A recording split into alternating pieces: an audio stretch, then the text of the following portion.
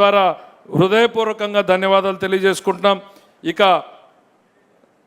కీలకమైనటువంటిది మహానాడు కార్యక్రమంలో మనకి చివరి తీర్మానం, మనకి రాజకీయ తీర్మానం.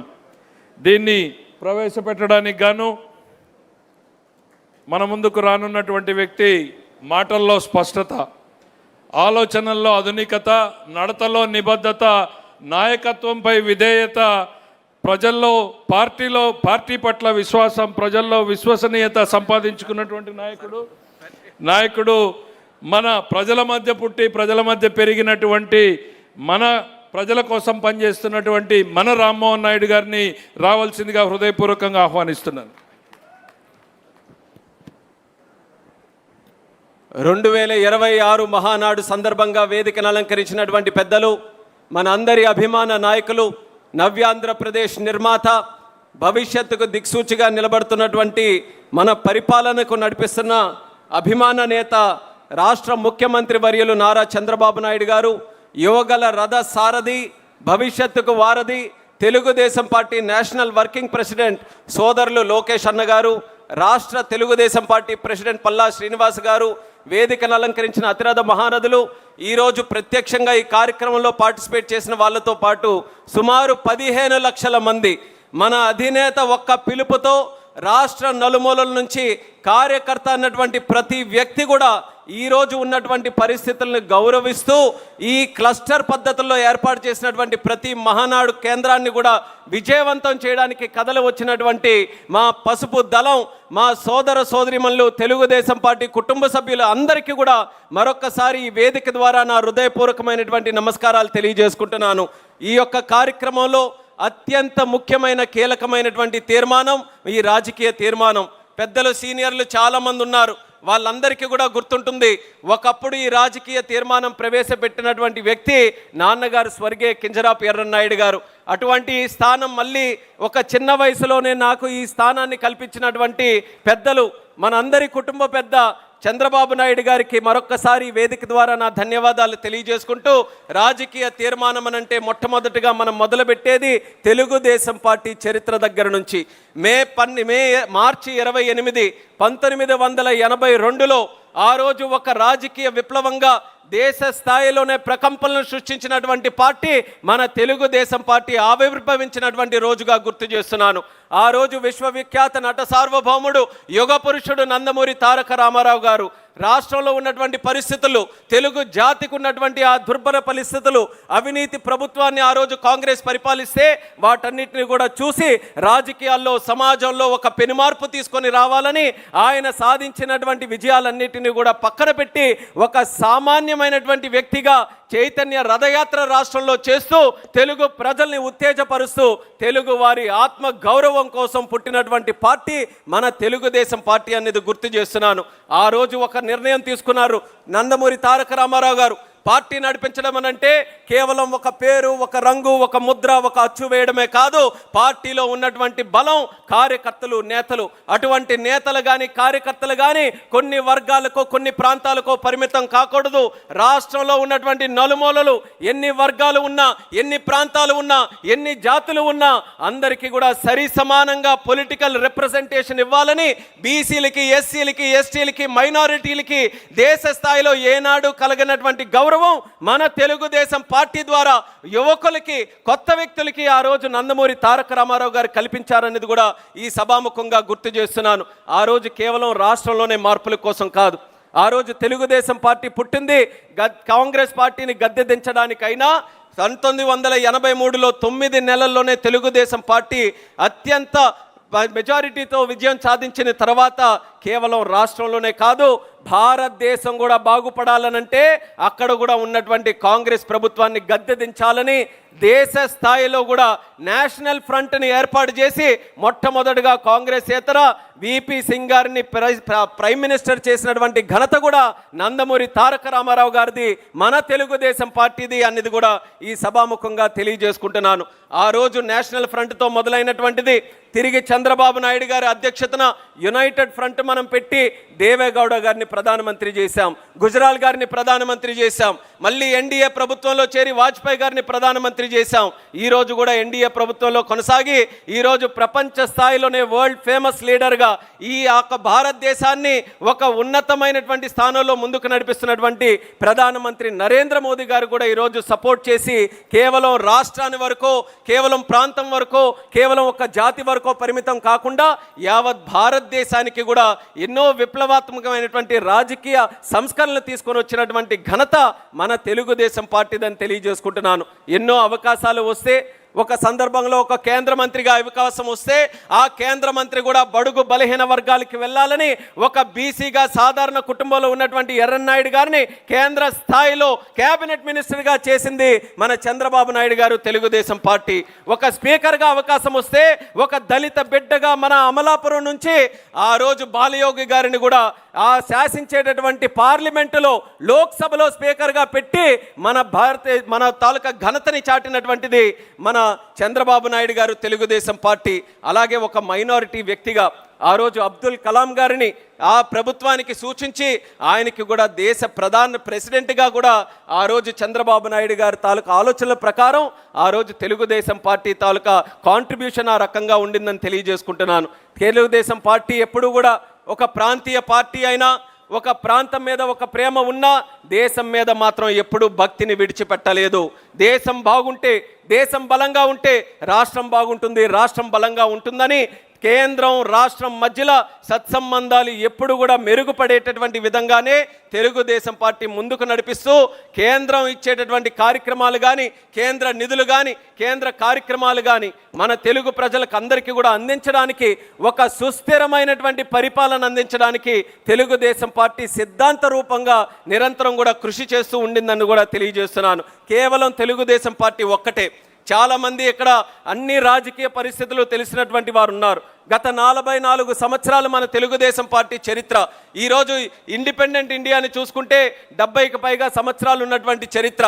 ఈ చరిత్రలో ఎన్నో రాజకీయ పార్టీలు పుట్టాయి, ఎన్నో ప్రాంతీయ పార్టీలు కూడా పుట్టాయి.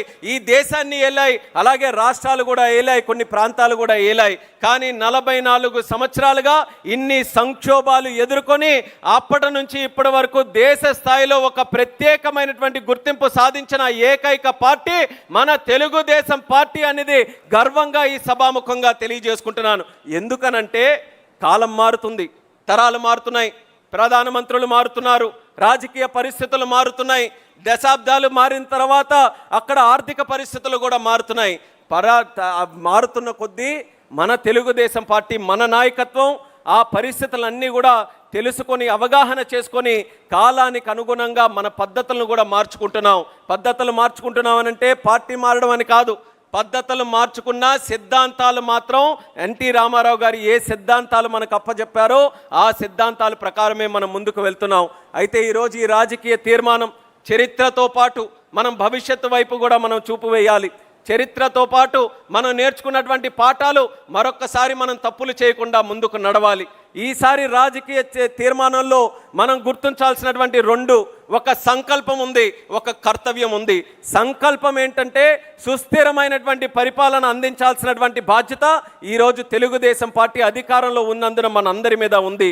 సుస్థిర పరిపాలన మనం అందించాలనంటే దానికి తగ్గట్టు ఆలోచనలు వచ్చేటటువంటి బలమైన నాయకత్వం మనకు ఉండాలి. ఆ బలమైన నాయకత్వం ఎన్టీఆర్ గారి దగ్గర నుంచి, సిబిఎన్ గారి దగ్గర నుంచి రేపు భవిష్యత్తులో ఉజ్వలమైనటువంటి భవిష్యత్తు మన రాష్ట్రానికి అందించబోతున్నటువంటి లోకేష్ అన్న గారి వరకు కూడా మనం ఎక్కడా కూడా నిస్సందేహంగా మనం చెప్పొచ్చు, బలమైనటువంటి నాయకత్వం మన తెలుగుదేశం పార్టీకి ఉంది. ఎన్టీ రామారావు గారు మొదలుపెట్టినప్పుడు పార్టీ తాలూకా ఒక సిద్ధాంతం ఉండేది, సమాజమే దేవాలయం, ప్రజలే దేవుళ్ళు.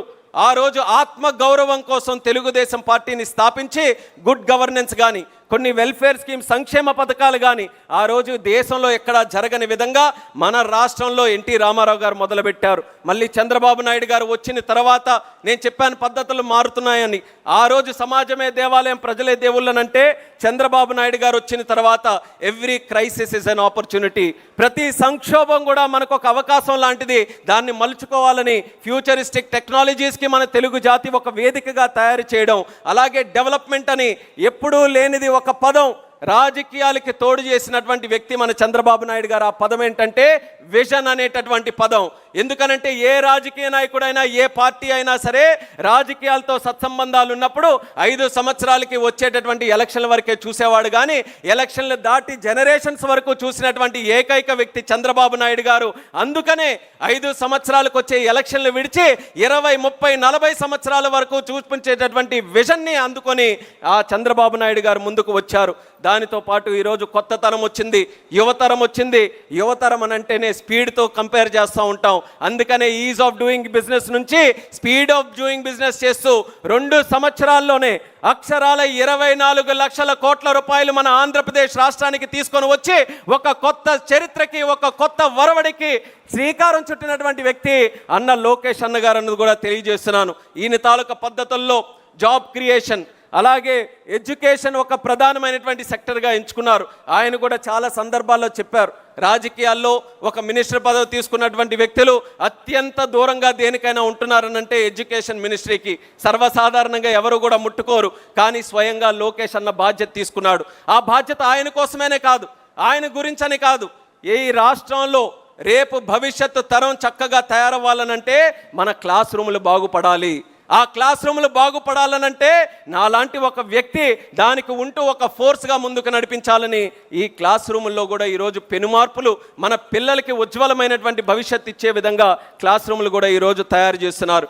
ఇది ప్రభుత్వ పరంగా ఒక ఆలోచన పరంగా నిర్ణయాలైతే, పార్టీ పరంగా కూడా కొన్ని ఈ ఆలోచనలో కూడా మనం పద్ధతుల్లో కొన్ని మార్పులు తీసుకొని వచ్చాం. ఎన్టీ రామారావు గారు ఆత్మగౌరవం అయితే చంద్రబాబు నాయుడు గారు ఆత్మవిశ్వాసం పెంచారు. అలాగే లోకేష్ అన్న గారు ఈరోజు మనోధైర్యం పెంచుతున్నారు అన్నది కూడా ఈ సభాముఖంగా తెలియజేసుకుంటున్నాను. అలాగే ఎన్టీ రామారావు గారు ఉన్నప్పుడు మనకందరికీ అన్ని కార్యక్రమాలు, ముఖ్యంగా బీసీలకి సంబంధించి ఒక సోషల్ ఇంజనీరింగ్ అనే కాన్సెప్ట్ని ఆ కింద స్థాయి నుంచి వ్యక్తుల్ని ముందుకు తీసుకొని రావాలి, సోషల్, ఎకనామిక్, పొలిటికల్ రిప్రజెంటేషన్ వాళ్ళకందరికీ కూడా క్రియేట్ చేయాలని ముందుకు తీసుకొని వస్తే మళ్ళీ ఆ యొక్క జాతిని, తెలుగు జాతిని చంద్రబాబు నాయుడు గారు విశ్వఖ్యాతి కింద మన పిల్లలు చదువుకొని ప్రపంచంలో ఉన్నతమైనటువంటి కంపెనీల్లో చేయాలి, సిఇఓలుగా అక్కడ కూడా పరిపాలన చేయాలని ఆ స్థాయికి, ఆ అవకాశానికి వాళ్ళు కల్పించారు. మళ్ళీ ఈరోజు లోకేష్ అన్నగారి ఆధ్వర్యంలో మళ్ళీ తెలుగు జాతి ఒక ప్రపంచ స్థాయిలోనే ఒక ప్రత్యేకమైనటువంటి గుర్తింపు సాధించే విధంగా ఆయన కూడా ఈరోజు కార్యక్రమాలు చేస్తున్నారు. సో ఏదైతే నాయకత్వ పరంగా ఈ 3 బలాలు కూడా ఉన్నాయో, ఈ నాయకత్వ బలాలతో మన స్థిరత్వమైనటువంటి పరిపాలన మనం అందించడానికి అన్ని రకాలుగా అడుగులు వేస్తున్నాం. ఈ స్థిరత్వమైనటువంటి పరిపాలన ఉండాలనంటే ఒక పక్కన నాయకత్వంతో పాటు మరొక పక్కన అసలైనటువంటి సంస్కరణలు. మీ తెలుగుదేశం పార్టీ ఒక్కటే సంస్కరణలు ఎప్పుడైనా చేసినా సరే కేవలం పేపర్ల వరకో, ఫోటోల వరకో, లేకపోతే నామమాత్రానికోనే కాదు. తెలుగుదేశం పార్టీ ఎప్పుడు సంస్కరణలు చేసినా సరే మన గ్రాస్ రూట్ నుంచి, క్షేత్రస్థాయి నుంచి, గ్రాస్ రూట్ నుంచి గ్లోబల్ స్టాండర్డ్స్ వరకు ప్రతి ఒక్కటి కూడా సైంటిఫిక్గా అధ్యయనం చేసి ఒక పథకం తీసుకొని వచ్చినా, ఒక స్కీమ్ తీసుకొని వచ్చినా, ఒక కార్యక్రమం మనం ఏదైనా చేసినా సరే ఆ సంస్కరణ గ్రామీణ ప్రాంతాల్లో గ్రాస్ రూట్ లెవెల్లో ఉన్నటువంటి సామాన్య పౌరుడికి ఏ రకంగా అది ప్రభావం చూపుతుందన్న ఆలోచనతోనే ఎన్నో విప్లవాత్మకమైనటువంటి సంస్కరణలు తీసుకున్నాం. Social reforms, political reforms, economic reforms, infrastructure reforms, అలాగే అగ్రికల్చర్ రిఫార్మ్స్, ఆఖరికి అన్ని రకాలుగా రిఫార్మ్స్ తీసుకొని, ఎకనామిక్ రిఫార్మ్స్, పొలిటికల్ రిఫార్మ్స్ తీసుకొని వచ్చి మన ఆంధ్రప్రదేశ్ రాష్ట్రాన్ని ఎప్పుడు తెలుగుదేశం పార్టీ పరిపాలించిన ఒక సుస్థిరమైనటువంటి పరిపాలన మనం అందించగలిగాం.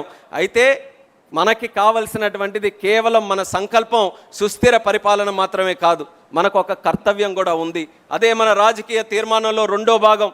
ఒక పక్కన మన కర్తవ్యం సుస్థిర పరిపాలన అందించాలనంటే, మరొక పక్కన మన సంకల్పం సుస్థిర పరిపాలన అయితే మన కర్తవ్యం నిరంతర పరిపాలన కూడా మనకు ఉండాలి. కంటిన్యూటీ ఇన్ గవర్నమెంట్ మనకు ఉండాలి. మనం ఎందుకు ఈరోజు బాధపడుతున్నాం? 5 సంవత్సరాలు విధ్వంస పరిపాలన వచ్చిన తర్వాత ఆ నష్టం ఏదో రాజకీయ పార్టీగా మనకు మాత్రమే నష్టం కాదు, యావత్ తెలుగు జాతి కూడా ఈరోజు సర్వనాశనమై కూర్చున్న సందర్భంలో మళ్ళీ చంద్రబాబు నాయుడు గారు ఆ డిస్ట్రక్షన్ అంతా కూడా తన భుజాల మీద వేసుకొని మళ్ళీ మెట్టుకు మెట్టు కట్టుకుంటూ కోటలాగా కడుతున్నారు. ఈ కోటలాగా కట్టినటువంటి కోటని మళ్ళీ ఎవరైనా సరే దుర్మార్గుల చేతుల్లో పడితే పేక మేడల్లాగా ఈ కోటనంతను కూడా కూల్చి వదిలేస్తే ఈ ఆట ఎన్నాళ్ళు మన తెలుగు జాతి ఇంకా ఆడగలదో ఒక్కసారి మీరందరూ కూడా గమనించాలి. 2004 నుంచి 14 వరకు ఆ రోజు కూడా మనకు అవకాశం మనకే వచ్చుంటే పరిస్థితులు ఏ రకంగా ఉండేవో, అది రాజకీయంగా కానీ ఆర్థికంగా కానీ ఏ రకంగా ఉండేవో ప్రతి ఒక్కరు కూడా విశ్లేషణ చేసుకోగలరు. ఆ రోజు నష్టపోయాం 4 నుంచి 14 వరకు. మళ్ళీ 14లో తీరా విభజన జరిగిన తర్వాత ఆ రోజు చంద్రబాబు నాయుడు గారు గుర్తుకొచ్చారు. ఆ రోజు చంద్రబాబు నాయుడు గారు ఉంటేనే మళ్ళీ తెలుగు జాతికి ఒక భవిష్యత్తు ఉంటుందని ఆ రోజు మళ్ళీ గెలిపించారు. 5 సంవత్సరాలు కష్టపడ్డారు చంద్రబాబు నాయుడు గారు. విభజన తరువాత ఆదాయం తెలంగాణకు వెళ్ళి పాపులేషన్ మన దగ్గరికి వచ్చి తక్కువ ఆదాయం ఉంటే అంచెలంచెలుగా గ్రోత్ రేట్ని పెంచుకుంటూ సరి సమానంగా ఇద్దరు సోదర రాష్ట్రాలని కూడా ముందుకు నడిపించాలనే ఆలోచనతో బ్రహ్మాండమైన ఒక కాంపిటీషన్, ఒక ఫ్రెండ్లీ కాంపిటీషన్తో ముందుకు నడిపిస్తే మళ్ళీ తీరా 2019లో ఎన్నికలు వచ్చినప్పుడు కంటిన్యూటీ మనం తీసుకొని రాలేకపోయాం. ఇక్కడ నేను ఒక ఎగ్జాంపుల్ చెప్పాలి. మనం ఈరోజు దేశంలో అభివృద్ధి చెందినటువంటి రాష్ట్రాలు ఎక్కడయ్యా చూపించమనంటే మొట్టమొదట మనం మ్యాప్ చూపిస్తే మనం వేలు పెట్టేది గుజరాత్ మీద పెడుతున్నాం. గుజరాత్ మోడల్ని మనం చూపించుకొని ఏ సెక్టర్ని చూసుకున్నా సరే గుజరాత్ ఎలా చేసింది, మనం కూడా ఎలా చేయాలని ప్రతి ఒక్కరం కూడా దాన్ని ఎగ్జాంపుల్గా తీసుకొని చేస్తున్నాం. అలాంటి ఎగ్జాంపుల్ ఎందుకు చేయగలుగుతున్నారు అక్కడ 5 సార్లు కంటిన్యూస్గా వాళ్ళ ప్రభుత్వం వచ్చిన తర్వాత ఈరోజు ఎలాంటి ప్రోగ్రామ్ చేసినా సరే ఎక్కడ పాలసీ పెరాలిసిస్ లేకుండా, డెవలప్మెంట్ డీరైల్మెంట్ లేకుండా, ఆ రోజు 2002లో బీజేపీ ప్రభుత్వం అక్కడ వస్తే వాళ్ళు ఏ విజన్తోనైతే ప్రభుత్వం ముందుకు నడిపిస్తున్నారో ఆ కంటిన్యూటీతో ఈ రోజు వరకు కూడా కొనసాగుతుంది. కాబట్టి గుజరాత్లో ఏ డెవలప్మెంట్ ఎజెండా తీసుకొని వచ్చినా పూర్తి సహకారం వాళ్ళకు అందుతుంది. మనకేమో 5 years చేస్తే మళ్ళీ 5 years లేకపోతే మళ్ళీ 5 సంవత్సరాలు అభివృద్ధి సాధించింది, 20 సంవత్సరాలు మనం వెనక్కి వెళ్ళిపోతుంటే అసలు ఎక్కడ మన జాతి ముందుకు వెళ్ళగలదో మనం అందరం కూడా ఒక్కసారి గమనించాలి. అందుకనే ఒక పక్కన సుస్థిర పరిపాలన అందిస్తూ నిరంతర పరిపాలనకి కూడా మనం కృషి చేస్తూ ఉండాలి. ఈ నిరంతర పరిపాలన అందించాలనంటే నాయకులం వేదిక మీద ఉన్నవాళ్ళం, ఇక్కడ ఉన్నవాళ్ళం, క్లస్టర్లో బూతుల్లో అక్కడ కూడా పనిచేస్తున్నటువంటి నాయకులు కార్యకర్తలు అందరూ కూడా ఏకైక ఎజెండాతో ముందుకు వెళ్ళాలి. చిన్న ఎలక్షన్ దగ్గర నుంచి పెద్ద ఎలక్షన్ వరకు, ఎలక్షన్లు అంటే 5 సంవత్సరాలు వచ్చేవే కాదు, ఏ ఎలక్షన్ వచ్చినా సరే ప్రతి ఎలక్షన్ కూడా అత్యధికమైనటువంటి మెజారిటీతో గెలిపించే బాధ్యత కార్యకర్తలు నాయకులు అందరం కూడా కలిసికట్టుగా తీసుకొని ఈ తెలుగుదేశం పార్టీ ఎల్లప్పుడూ కూడా ముందంజలో ఉండేటటువంటి కార్యక్రమం చేస్తూ ఉంటే అప్పుడు ఎక్కడా కూడా మనకి డీరైల్మెంట్ అనేది లేకుండా కంటిన్యూటీ ఇన్ గవర్నమెంట్ కూడా మనం సాధించేటటువంటి అవకాశం ఉంటుంది. మరొక 2 విషయాలు ఈరోజు ఉన్నటువంటి పరిస్థితుల ప్రకారం, ఎందుకనంటే తెలుగుదేశం పార్టీ 44 సంవత్సరాలైనా సరే నిత్య యవ్వనంతో ముందుకు నడిచే పార్టీ. ఎందుకనంటే యూత్ని ఎప్పటికప్పుడు మనం ఇన్వాల్వ్ చేస్తున్నాం. ఈరోజు పెద్ద ఎత్తున లోకేష్ అన్న గారు కూడా వర్కింగ్ ప్రెసిడెంట్ అవ్వడం వల్ల జెన్జీ కానీ యువతరం కానీ రేపు రాబోతున్నటువంటి యువతరం కానీ అందరూ కూడా ఎంతో ఆసక్తిగా ఈ తెలుగుదేశం పార్టీ వైపు చూస్తున్నారు. అదే నాయకులకి కానీ గ్రామీణ ప్రాంతాల్లో మనం పనిచేస్తున్నటువంటి కార్యకర్తలు కూడా పిలుపునిస్తున్నాం. యువతని ఎక్కడికక్కడ ఇన్వాల్వ్ చేయండి. యువత తాలూకా మాటని, యువత తాలూకా వాయిస్ని మన పార్టీలో కూడా ఎక్కడికక్కడ బలంగా బయటకు వచ్చే విధంగా వాళ్ళకి కూడా అవకాశం ఇవ్వాలని సందర్భంగా తెలియజేస్తున్నాను. అలాగే స్త్రీలు అత్యంత ముఖ్యమైనటువంటి వారు. స్త్రీలు బలపడితే కుటుంబం బలపడుతుంది, కుటుంబం బలపడితే రాష్ట్రం దేశం బలపడుతుంది, సమాజం బలపడుతుంది అని నమ్మేటటువంటి సిద్ధాంతం మన తెలుగుదేశం పార్టీది. అటువంటి స్త్రీల కోసం మనం 3 తరాలుగా ఉన్నటువంటి నాయకులు చేసినటువంటి కార్యక్రమాలు చూస్తే ఎన్టీ రామారావు గారు ఉన్నప్పుడు స్త్రీలను గుర్తించి ఆస్తిలో సమాన హక్కులు వాళ్ళు కల్పించారు. చంద్రబాబు నాయుడు గారు ఉన్నప్పుడు స్త్రీలను గుర్తించి ఎకనామిక్ ఎంపవర్మెంట్ కింద డ్వాక్రా సంఘాలు పెట్టారు. మళ్ళీ ఈరోజు అదే లోకేష్ అన్న స్త్రీలను గుర్తించి చరిత్రాత్మకమైనటువంటి నిర్ణయం తీసుకొని 33% పొలిటికల్ రిజర్వేషన్ ఎలక్షన్లో కల్పించినటువంటి పార్టీగా ఈ తెలుగుదేశం పార్టీని ముందుకు నడిపించున్నారు. ఇప్పుడే అచ్చెన్నాయుడు గారు కూడా మాట్లాడుతూ చెప్పారు, మరొక పక్కన ఒక 3 జనరేషన్లో ఉన్నటువంటి ఎగ్జాంపుల్ తీసుకొని వేట కొడవళ్ళ నుంచి కత్తుల నుంచి గొడ్డల వరకు వస్తే మనమేమో ఆస్తిలో సమాన హక్కులు కల్పిస్తూ డ్వాక్రా సంఘాలకు ఇస్తూ పొలిటికల్ ఎంపవర్మెంట్ ఇస్తూ 33% చేస్తున్నాం. ఎక్కడైనా ఒక కంపారిజన్ ఉందా ఈ 2 ఫ్యామిలీస్కి కానీ, ఈ 2 పార్టీస్కి కానీ, ఈ 2 సిద్ధాంతాలకి కానీ అనేది ప్రజలు కూడా ఆలోచించమని ఈ సందర్భంగా కోరుతున్నాను. యువతను ఇన్వాల్వ్ చేయాలి, మహిళల్ని మనం ఇన్వాల్వ్ చేసుకుంటూ ముఖ్యంగా ఈ రోజుల్లో క్షేత్రస్థాయిలో ఫిజికల్గా మనం ఎంత కష్టపడుతున్నామో సోషల్ మీడియాలో కూడా ప్రతి ఒక్కరూ దృష్టి పెట్టాలి. సోషల్ మీడియా కూడా ఒక పాఠం లాంటిదే. సామాన్య కార్యకర్త అయినా అది చూడాలి. అంటే అందులోని ఏదో అలజడి సృష్టిద్దామని కాదు. అసలు సోషల్ మీడియా ప్రచారంలో ఆ ప్రచారం ఏ రకంగా జరుగుతుంది, బెనిఫిట్గా జరుగుతుందా, నెగిటివ్గా జరుగుతుందా, దాని మీద కూడా చూసుకొని రైట్ ఇన్ఫర్మేషన్ మనం పాస్ చేయడానికి ప్రతి ఒక్క కార్యకర్త కూడా సోషల్ మీడియా మీద అలర్ట్గా ఉంటూ దాని మీద కూడా నిత్యం కూడా స్టడీ చేస్తూ ముందుకు నడవాలని, ఆ నిరంతర పరిపాలనకి వీళ్ళందరినీ కూడా ఇంక్లూడ్ చేసుకుంటూ మనం ముందుకు నడిపించాలని కూడా ఈ సభాముఖంగా తెలియజేసుకుంటున్నాను. అయితే 2019 నుంచి 24 వరకు ఆ రోజు ఉన్నటువంటి విధ్వంస పరిపాలన మనం చూసాం. ఆ రోజు ఉన్నటువంటి ప్రిజనరీ పరిపాలన నుంచి ఈరోజు ఒక విజనరీ పరిపాలనకు మనకు వచ్చాం. ప్రిజనరీ పరిపాలనలో గొడ్డలి వస్తే విజనరీ పరిపాలనలో గూగుల్ వచ్చింది. ఆ రోజు ప్రిజనరీ పరిపాలనలో గంజాయి వస్తే ఈరోజు విజనరీ పరిపాలనలో మనకి ఏఎంఎన్ఎస్ కానీ యామ్కా కానీ ఇలా రకరకాల ఇన్వెస్ట్మెంట్స్ యువతకి కాన్ఫిడెన్స్ ఇచ్చి ఉద్యోగాలు ఇచ్చేటటువంటి అవకాశం వచ్చింది. ఆ రోజు ప్రిజనరీ పరిపాలనలో డెడ్ బాడీలు డోర్ డెలివరీ చేస్తే ఈరోజు విజనరీ పరిపాలనలో ఫోన్ల ద్వారా వాట్సాప్ గవర్నెన్స్ డెలివరీ మనం చేస్తున్నామన్నది కూడా తెలియజేస్తున్నాను. ఆ రోజు శవాల మీద రాజకీయాలు చేస్తే ఈరోజు యువతకి ఉపాధి అవకాశాలు మనం ఇస్తున్నాం. ఆ రోజు 3 మొక్కలాట ఆడితే ఈరోజు ప్రజా రాజధాని అమరావతిని మనం తీర్చిదిద్దుతున్నాం. ఆ రోజు సంక్షోభం ఉంటే ఈరోజు సంక్షేమంతో ముందుకు వెళ్తున్నాం. అది ప్రిజనరీకి విజనరీకి ఉన్నటువంటి తేడాన్ని తెలియజేస్తున్నాను. ఈరోజు కేంద్ర మంత్రిగా ఒక అవకాశం వచ్చిన తర్వాత 2024 తర్వాత 2 డావోస్ కార్యక్రమాలు జరిగాయి. డావోస్లో వెళ్ళిన మొట్టమొదటి సంవత్సరం వెళ్ళాం. జనవరి 2025 ముఖ్యమంత్రి గారితో కొన్ని కార్యక్రమాల్లో కూర్చున్నాం. అన్న లోకేష్ అన్న గారు కూడా ఉన్నారు. ఆ రోజు ప్రపంచ స్థాయిలో ఎన్నో కంపెనీలన్నీ కూడా మనం పిలుచుకొని, అయ్యా ఒక్కసారి రండి, ఆంధ్రప్రదేశ్ తాలూకా స్టాల్ ఉంది, ఒక్కసారి కలిసి మా దగ్గర ఏ అవకాశాలు ఉన్నాయని చూడండి అంటే చాలామంది అంత ఇంట్రెస్టెడ్గా చూపించలేదు, అంత యాక్టివ్గా మన దగ్గర రావడానికి అంత సుముఖంగా లేరు. అయినా కొంతమంది వచ్చిన తర్వాత తీరా మనం అన్ని రకాల అవకాశాలు, మన గవర్నెన్స్, మన పరిపాలన, మన పార్టీ యొక్క విధి విధానాలు అన్నీ కూడా చెప్పిన తర్వాత ఇది సరే, మళ్ళీ తర్వాత మీ ప్రభుత్వం మారిపోతే మా పరిస్థితి ఏంటన్నటువంటి క్వశ్చన్ ఆ రోజు 2025లో అడిగారు. అలాగే ఢిల్లీలో కూడా వెళ్ళాం.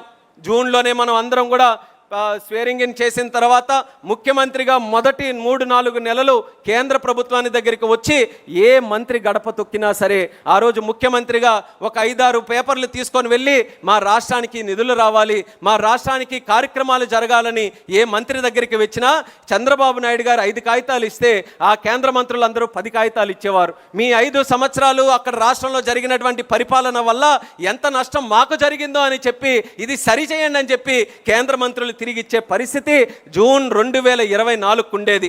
ఆ పరిస్థితి నుంచి దావోస్ 2026కి వెళితే అదే దావోస్లో ఆంధ్రప్రదేశ్ స్టాల్ పెడితే ఇండియా స్టాల్ కంటే ఆంధ్రప్రదేశ్ స్టాల్లో తాకిడి ఎక్కువ ఉంది. అందరికీ కూడా ఒక నమ్మకం క్రియేట్ అయ్యి మనం ఎక్కడైనా సరే, అది కేవలం భారతదేశంలో ఉన్న రాష్ట్రాలతోనే కాంపిటీషన్ కాదు. దావోస్ అని అంటే 140కి పైగా దేశాలన్నీ కూడా అక్కడ స్టాల్స్ పెట్టుకొని ఉంటాయి. Saudi Arabia, UAE, England, America అందరి తాలూకా స్టాల్స్ ఉన్నా సరే పెద్ద పెద్ద ఇన్వెస్ట్మెంట్స్, గూగుల్ లాంటి investment, data centre investment, quantum లాంటి ఇన్వెస్ట్మెంట్, డిఫెన్స్లో, ఏరోస్పేస్లో, డ్రోన్స్లో ఏ సెక్టర్ చూసుకున్నా సరే ప్రతి ఒక్కరూ ఆంధ్రప్రదేశ్ని నమ్మి మన దగ్గర లక్షల కోట్ల ఉపాధి అవకాశాలు కల్పించే పెట్టుబడులు తీసుకొని వచ్చారనంటే దానికి కారణం చంద్రబాబు నాయుడు గారి మీద ఉన్న నమ్మకం, ఆయన పరిపాలన మీద ఉన్నటువంటి నమ్మకం. ఒక్క సంవత్సరంలో 5 సంవత్సరాలు వాళ్ళు చేసినటువంటి విధ్వంసాన్ని తిప్పికొట్టి మళ్ళీ బ్రాండ్ ఆంధ్రప్రదేశ్ని తయారు చేశారు. అలాగే ఈరోజు ఢిల్లీ కూడా వెళ్తున్నాం కదా, ఢిల్లీలో కేంద్ర మంత్రుల దగ్గరికి వెళ్తే వాళ్ళు సమస్యలు చెప్పడం కాదు, ఆ రోజు చెప్పేవారు 5 సంవత్సరాల ప్రాబ్లమ్స్ ఏంటని. ఈరోజు ఏం చెప్తున్నారంటే మోదీ గారు దేశంలో కొత్త పథకం తీసుకొని వచ్చారు, కొత్త సంస్కరణ తీసుకొని వచ్చారు. సోలార్ ఎనర్జీలో కావచ్చు, ఇన్వెస్ట్మెంట్స్లో కావచ్చు, సెమీ కండక్టర్స్లో కావచ్చు, ఎయిర్పోర్ట్స్లో కావచ్చు, ఇలా ఏ సెక్టర్ తీసుకొని వచ్చినా అది ఇంప్లిమెంట్ చేయాలనంటే ఆ ఘనత చంద్రబాబు నాయుడు గారికే ఉందని ఈరోజు ఎవరు వెళ్ళినా సరే స్కీములు ఇచ్చి అయ్యా తొందరగా మీరే చేయండి, మీరు చేస్తే ఆదర్శంగా మిగతా రాష్ట్రాలు తీసుకెళ్తాయని ఈరోజు ఆ పరిస్థితిని కూడా మార్చి దావోస్ కానీ, ఢిల్లీ కానీ, ఆంధ్ర పరిపాలన తాలూకా విధానం చంద్రబాబు నాయుడు గారి ఆధ్వర్యంలో ఏ రకంగా బలంగా ముందుకు నడుస్తుందో మీరందరూ కూడా గమనించాలని తెలియజేస్తున్నాను. అందుకనే కార్యకర్తలు సుస్థిర పరిపాలన, నిరంతర పరిపాలన, stability in governance, continuity in government, ఈ 2 విషయాలు మనం ఒక జీవన విధానంగా టీడీపీ అనంటే 9 to 5 జాబ్ లాగా కాదు. టీడీపీ అని అంటే ప్రజాసేవలో, ప్రజాక్షేత్రంలో, ప్రజల సంక్షేమం కోసం 24/7/365 ఫర్ ఎవర్ మనం నిరంతరం కూడా ఇది పని చేస్తూనే ఉంటాం, కృషి చేస్తూనే ఉంటామన్న విధంగా మనం కార్యక్రమాలన్నీ కూడా చేయాలని తెలియజేసుకుంటూ, నిన్న అన్న మాట, చంద్రబాబు నాయుడు గారు అన్న మాట నెవర్ అగైన్ అని చెప్పారు. అది కూడా మనం గుర్తుపెట్టుకోవాలి. గొడ్డలి నెవర్ అగైన్, కూటమి అగైన్ అండ్ అగైన్ అన్న విధంగా ఏ ఎలక్షన్లో వచ్చినా సరే కూటమి ప్రభుత్వాన్ని మనం ఏదైతే భారతీయ జనతా పార్టీ, జనసేన, తెలుగుదేశం ముగ్గురు కలయికతో మన ఆంధ్రప్రదేశ్ రాష్ట్రానికి కేంద్రం, రాష్ట్రం ఒక కోఆపరేటివ్ ఫెడరలిజం స్పిరిట్తో మనం డెవలప్మెంట్ చేసుకుంటూ ముందుకు వెళ్తున్నామో అది ఎక్కడా కూడా ఎటువంటి అడ్డంకులు కానీ బ్రేక్స్ కూడా రాకుండా మనం కంటిన్యూస్గా దానికి ముందుకు నడిపించాలని మళ్ళీ తెలియజేసుకుంటూ, ఈ యొక్క రాజకీయ తీర్మానం ప్రతి ఒక్కరికి కూడా ఒక జీవిత విధానంగా ప్రతి ఒక్కరు కూడా దీన్ని అలవాటు చేసుకొని ముందుకు నడవాలని తెలియజేస్తూ, ఈ యొక్క కార్యక్రమంలో ఎంతో చక్కగా మనం స్క్రీన్లో కూడా చూస్తున్నాం. 15 లక్షల మంది వరకు కూడా పార్టిసిపేట్ చేసి మనకి నిత్యం బలాన్ని ఇస్తున్నటువంటి కార్యకర్తలు. కోటమిరెడ్డి గారు కూడా మాట్లాడారు, వాస్తవమైనటువంటి మాట. ఈరోజు కేంద్ర మంత్రిగా ఉన్నాను, చంద్రబాబు నాయుడు గారు ఆశీర్వదించి పంపించి ఈరోజు ఢిల్లీలో క్యాబినెట్లో, సెంటర్లో కోటేసుకొని అక్కడ క్యాబినెట్లో కూర్చుంటే చాలా గొప్పగానే ఉంటుంది. కానీ పసుపు చొక్కా వేసుకొని మహానాడులో ఇక్కడ కృషి చేస్తే అంతకంటే గొప్పతనం ఏ తెలుగుదేశం పార్టీ కార్యకర్తకు కానీ, నాయకుడికి దొరకదు. అది నాకు ఎప్పుడు కూడా లభిస్తూ ఉంటుందని మరొకసారి ఈ సందర్భంగా తెలియజేస్తూ, మొట్టమొదటి ప్రాధాన్యత పార్టీకి, క్యాడర్కి మనం ఇచ్చి తరువాత మనం ఆ ప్రభుత్వానికి కూడా మనం సేవ చేస్తూ ముందుకు నడవాలని ఈ మహానాడు ద్వారా ప్రతి ఒక్కరికి కూడా తెలియజేసుకుంటూ, చంద్రబాబు నాయుడు గారికి మరొక్కసారి నా హృదయపూర్వకమైనటువంటి అభినందనలు. ఏ రోజు కూడా తెలుగుదేశం పార్టీలో పనిచేసినటువంటి ఒక నాయకుడు తాలూకా బిడ్డగా కాకుండా తన సొంత బిడ్డగా చూసుకొని ఎల్లప్పుడూ కూడా నాకు ఆశీర్వదిస్తున్నారు. నా తరపున నాలాంటి కుటుంబాలు లక్షలు ఉన్నాయి తెలుగుదేశంలో. నాకొక్కరికనే కాదు, ప్రతి ఒక్కరికి కూడా అదే భావనతో ఆయన చూస్తున్నారు. వాళ్ళందరి తరపున కూడా ఆయన పాదాలకి నమస్కరించుకుంటూ ఈ అవకాశం కల్పించిన ఆయనకి హృదయపూర్వక ధన్యవాదాలు తెలియజేస్తూ, కాస్త సమయం ఎక్కువైంది కాబట్టి మన్నించాలని కూడా తెలియజేసుకుంటూ మీ అందరి దగ్గర సెలవు తీసుకుంటున్నాను. జై తెలుగుదేశం, జై తెలుగుదేశం, జై తెలుగుదేశం. చంద్రబాబు నాయుడు గారి నాయకత్వం, లోకేష్ అన్న గారి నాయకత్వం. Thank you Ram. గొడ్డలి పార్టీ నెవర్ అగైన్, కూటమి వన్స్ అగైన్ అంటూ స్ఫూర్తివంతమైనటువంటి సందేశాన్ని ఇచ్చినటువంటి రామ్మోహన్ నాయుడు గారికి ధన్యవాదాలు తెలియజేసుకుంటూ, ఈ తీర్మానాన్ని బలపరచడానికి గాను ప్రతిపక్షంలో ఎన్నో అవమానాలను, ఒత్తిళ్లను ఎదుర్కొని నిలిచినటువంటి వ్యక్తి, మహిళా భద్రత, దళితుల హక్కులపై గట్టిగా నాటి ప్రభుత్వాన్ని నిలదీసినటువంటి నాయకురాలు, కష్టంతో పట్టుదలతో రాజకీయంలో గుర్తింపు